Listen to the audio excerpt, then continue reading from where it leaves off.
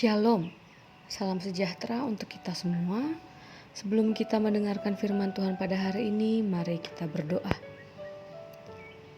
Allah yang Maha Rahim, terima kasih untuk segala penyertaan-Mu yang masih boleh kami rasakan di hari yang baru ini. Kami mohon curahkan Roh Kudus-Mu supaya kami boleh memahami firman-Mu yang akan kami dengarkan sebentar lagi.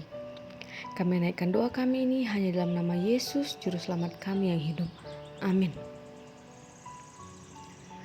Saudara-saudara yang terkasih dalam Tuhan, firman Tuhan bagi kita hari ini terambil dari Roma pasal 8 ayat yang ke-28 yang berbunyi demikian. Kita tahu sekarang bahwa Allah turut bekerja dalam segala sesuatu untuk mendatangkan kebaikan bagi mereka yang mengasihi Dia, yaitu bagi mereka yang terpanggil sesuai dengan rencana Allah. Di dalam bahasa Batak dikatakan, Alai taboto do, saluhutna do manupak tuna denggan, di akka namar holong ni roha di debata, akka na jinona sian tahinahian. Demikian firman Tuhan. Saudara dikasih Tuhan Yesus Kristus, setiap orang pasti memiliki pengalaman hidup beraneka ragam. Mulai dari yang menyenangkan, indah, manis, sampai kepada yang pahit, yang getir, yang menyakitkan. Orang Kristen justru tidak heran menghadapi hidup yang penuh kepahitan dan tragedi.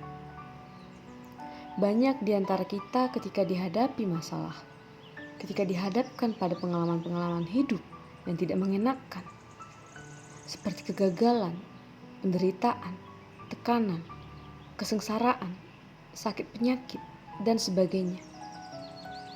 Kita justru merespon dengan negatif. Kita merasa kecewa, putus asa, marah, kita mengeluh dan bersungut-sungut.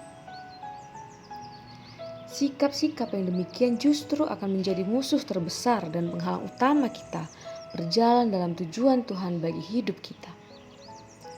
Padahal ada kalanya Tuhan memakai peristiwa-peristiwa yang menurut penilaian kita sebagai hal yang buruk, sebagai cara dan sarana untuk membentuk, mempersiapkan, dan menggenapkan rencananya. Nats kita di hari ini ingin mengingatkan kita bahwa Allah turut bekerja dalam segala sesuatu. Kata segala sesuatu berarti segala situasi dan kondisi, termasuk hal-hal yang buruk dan tidak mengenakan sekalipun. Allah mempunyai tujuan untuk setiap dari kita. Apapun yang kita hadapi, kita harus percaya bahwa Allah menyaksikan dan bersama dengan kita. Allah tidak tinggal diam setelah menciptakan segala sesuatunya. Allah tidak membiarkan manusia begitu saja, tetapi Allah turut bekerja untuk mendatangkan kebaikan bagi manusia. Karena itu penting sekali kita belajar memahami cara Tuhan bekerja, karena Ia tidak pernah menjanjikan bahwa hidup orang percaya itu bebas dari masalah. Justru di balik masalah selalu ada maksud dan rencana Tuhan yang indah. Salah satunya adalah untuk menarik kita semakin dekat kepadanya dan belajar bergantung kepadanya. Di saat persoalan hidup datang dalam hidup kita, entah itu menyangkut keluarga, pekerjaan, keuangan, maupun pendidikan ataupun pelayanan yang kita hadapi, apa yang akan menjadi respons pertama kita kepada Tuhan? Apakah kita tetap mengasihi Dia? Seringkali kita marah dan diam. Kita tidak mau lagi berdoa. Kita mulai tidak percaya. Disinilah iman kita sedang diuji. Apakah kita tetap setia dan percaya pada Tuhan, bahwa Tuhan tidak pernah meninggalkan kita di saat semuanya terjadi dalam hidup kita? Orang yang hidup dalam rencana Tuhan adalah orang yang tidak akan pernah goyah sekalipun hidup dipenuhi masalah, sekalipun persoalan rumah tangga tidak kunjung selesai, atau pekerjaan yang dipenuhi tantangan.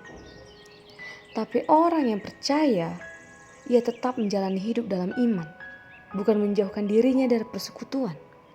Dia tetap akan berusaha dan tetap bekerja, karena dia percaya bahwa Allah sanggup mengubah keadaan ini menjadi sesuatu yang baik.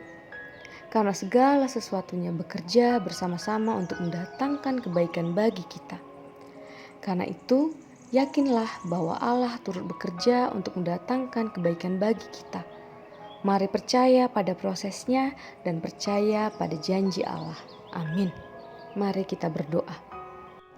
Ya Allah, kami mengucap syukur untuk kebaikan-Mu dan rahmat-Mu dalam setiap kehidupan kami. Ajari kami untuk selalu mengingat dan menghitung berkat-Mu yang tercurah setiap hari atas kehidupan kami. Sehingga kami boleh beroleh hati yang rendah hati dan karenanya kami boleh memuji Engkau setiap saat, dalam setiap nafas kami yang sudah Kau berikan. Seringkali kami bergumul untuk melihat hidup kami ini sebagaimana Tuhan melihatnya.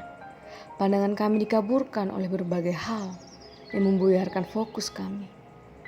Maka dari itu kami mohon Tuhan, perbaruilah diri kami dan bawa kami lebih dekat kepadamu. Tenangkan hati kami dan mampukan kami untuk menyadari bahwa Tuhan selalu dekat dengan kami dan tak pernah meninggalkan kami. Bawa kami lebih dekat kepadamu. Dengarkanlah doa kami yang kami naikkan. Hanya di dalam nama anak-Mu Tuhan Yesus, Juru Selamat kami yang hidup, kami sudah berdoa. Amin.